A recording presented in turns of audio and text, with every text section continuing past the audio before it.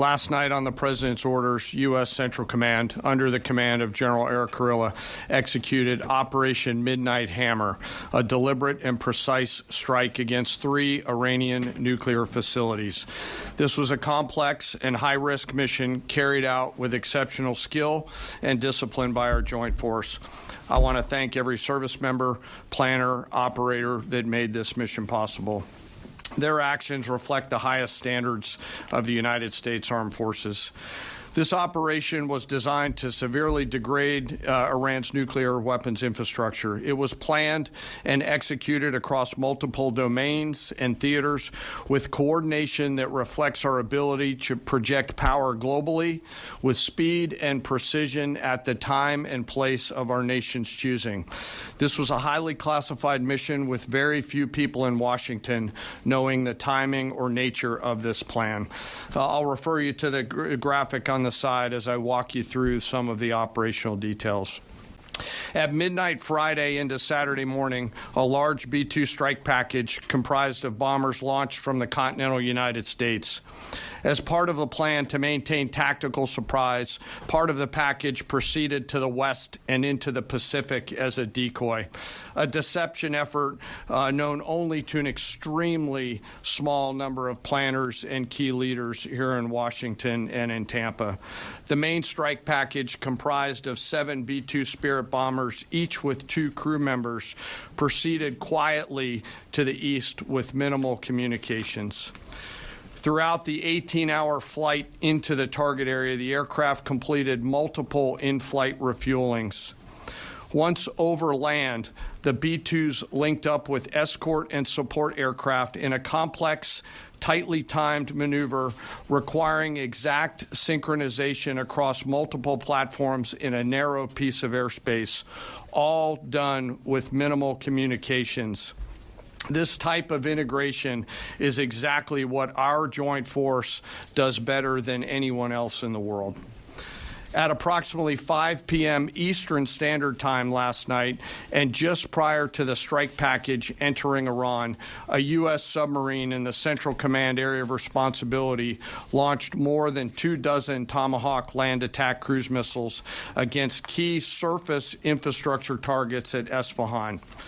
As the Operation Midnight Hammer strike package entered Iranian airspace, the U.S. employed several deception tactics, including decoys, as the 4th and 5th generation aircraft pushed out in front of the strike package at high altitude and high speed, sweeping in front of the package for enemy fighters and surface-to-air missile threats. The strike package was supported by U.S. Strategic Command, U.S. Transportation Command, U.S. Cyber Command, U.S. Space Command, U.S. Space Force, and U.S. European Command.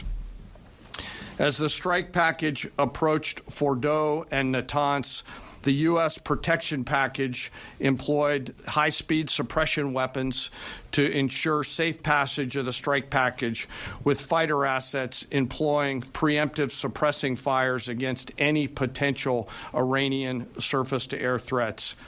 We are currently unaware of any shots fired at the U.S. strike package on the way in. At approximately 6:40 p.m. Eastern Standard Time, 2:10 a.m. Iran time, the lead B-2 dropped 2 GBU-57 massive ordnance penetrator weapons on the first of several aim points at Fordo. As the President stated last night, the remaining bombers then hit their targets as well, with a total of 14 MOPs dropped against 2 nuclear target areas. All 3 Iranian nuclear infrastructure targets were struck between 6:40 p.m. and 7:05 p.m. Eastern Time. Again, that's about 2:10 in the morning local time in Iran, with the Tomahawk missiles being the last to strike at Esfahan to ensure we retain the element of surprise throughout the operation. Following weapons release, the Midnight Hammer strike package exited Iranian airspace and the package began its return home. We are unaware of any shots fired at the package on the way out. Iran's fighters did not fly, and it appears that Iran's surface-to-air missile systems did not see us. Throughout the mission, we retained the element of surprise. In total, U.S. forces employed approximately 75 precision-guided weapons during this operation. This included, as the President stated last night, 14 30,000-pound GBU-57 massive ordnance penetrators, marking the first ever operational use of this weapon. I know that battle damage is of great interest. Final battle damage will take some time, but initial battle damage assessments indicate that all three sites sustained extremely severe damage and destruction. More than 125 U.S. aircraft participated in this mission, including B-2 stealth bombers, multiple flights of fourth and fifth generation fighters, dozens and dozens of air refueling tankers, a guided missile submarine, and a full array of intelligence, surveillance, and reconnaissance aircraft, as well as hundreds of maintenance and operational professionals. As the Secretary said, this was the largest B-2 operational strike in U.S. history and the second longest B-2 mission ever flown, exceeded only by those in the days following 9/11. Well prior to the strike, General Kurilla elevated force protection measures across the region, especially in Iraq, Syria, and the Gulf. Our forces remain on high alert and are fully postured to respond to any Iranian retaliation or proxy attacks, which would be an incredibly poor choice. We will defend ourselves. The safety of our service members and civilians remains our highest priority.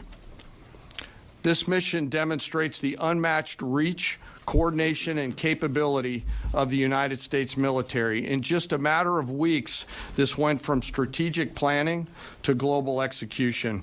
This operation underscores the unmatched capabilities and global reach of the United States military. As the President clearly said last night, no other military in the world could have done this. I join the President and the Secretary in being incredibly proud of the air crews, naval forces, cyber operators, planners, and support teams, and commanders who made this mission possible. It is their skill, discipline, and teamwork that makes this operation possible. I am particularly proud of our discipline related to operational security, something that was of great concern to the President, the Secretary, General Kurilla, and me, and we will continue to focus on this. As we stand here this morning, many assets are still airborne, and we have hundreds deployed. I ask that we keep our warfighters on their way home and our deployed service member in our thoughts. Our joint force remains ready to defend the United States, our troops, and our interests in the region. Thank you very much. Thank you, Mr. Secretary. Regarding retaliations, Iran and North Korea are cooperating on nuclear and missile development. Do you think there is a possibility that Iran, North Korea, and the other forces, such as China, will join forces to retaliate against the United States? Well, unfortunately, because of the policies under the previous administration, we drove those countries together, and ultimately that creates a challenging environment. For this particular operation, the focus is on Iran and Iranian nuclear capabilities. That's our focus here, is to not just say that they can't have, but President Trump has said from over 20 years, frankly, Iran cannot have a nuclear weapon. And ultimately, he decided this is the moment, given their stonewalling, when direct military action had to be taken to prevent that from happening.